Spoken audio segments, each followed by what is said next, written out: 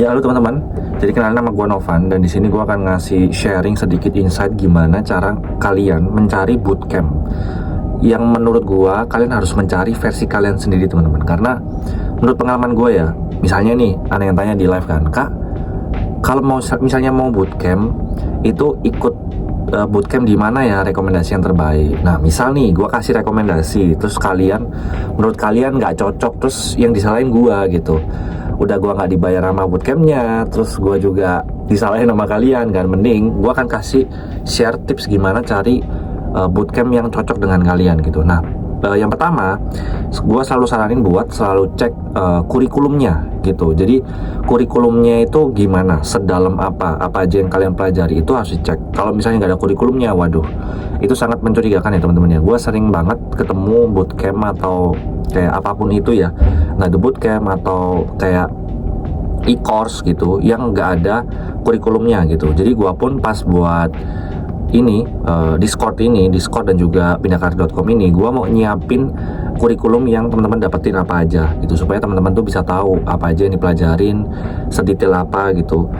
Itu juga yang gua cari tahu di bootcamp yang misalnya gua mau ikut gitu. Jadi misalnya gua mau ikut bootcamp A, B, C, D, ada beberapa referensi kan. Dari beberapa referensi itu gue akan ikutin atau cek kurikulumnya itu apa aja yang didapetin gue. Gue biasanya juga tanya ke CS-nya ya, atau tim CS-nya gitu. Gue tanya, ini dapat apa aja nih dari detail ini, gue dapet ini enggak gitu.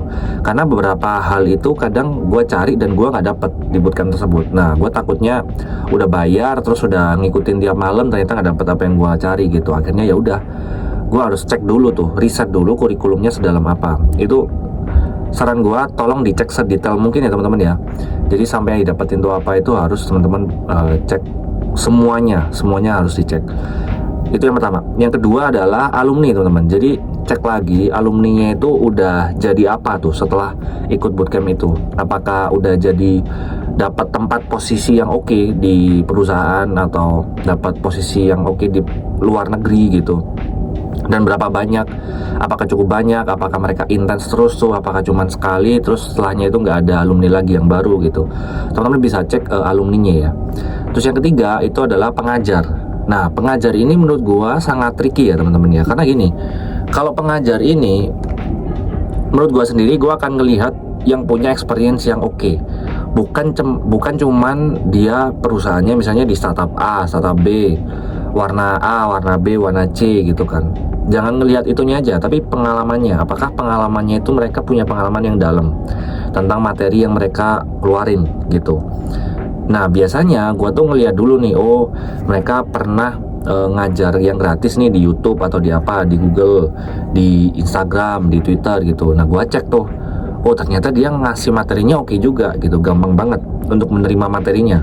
Nah, gua akan prefer cari yang kayak gitu daripada yang ya cuman ngajar ngajar aja gitu. Makanya gue selalu mencari pengajar yang ngajarnya enak, karena gue juga sebagai pembelajar kadang kalau misalnya materinya atau pemberi materinya sulit untuk ngasih materi atau sulit untuk mengajar, karena kan nggak semua pengajar itu bisa mengajar dengan enak. Ya bisa mengajar, tapi kadang nggak semuanya pengajar itu bisa mengajar dengan enak. Makanya gue mencari pengajar yang enak tuh. Itu emang sulit, jadi harus di riset ya teman-teman. Jangan malas riset, karena bootcamp ini ya buat teman-teman juga. Teman-teman yang membayar ya enak ya kalau dibayarin perusahaan, tapi kalau nggak dibayar perusahaan kita susah sendiri. Nah, gue akan cari ya riset dulu at least, supaya misalnya gue spending 1 juta, 2 juta, 3 juta itu tidak sia-sia teman-teman gitu, karena kita harus efektif ya. Terus yang keempat yang gue juga penting itu adalah benefit lain. Benefit lain tuh any kind of benefit ya teman-teman ya.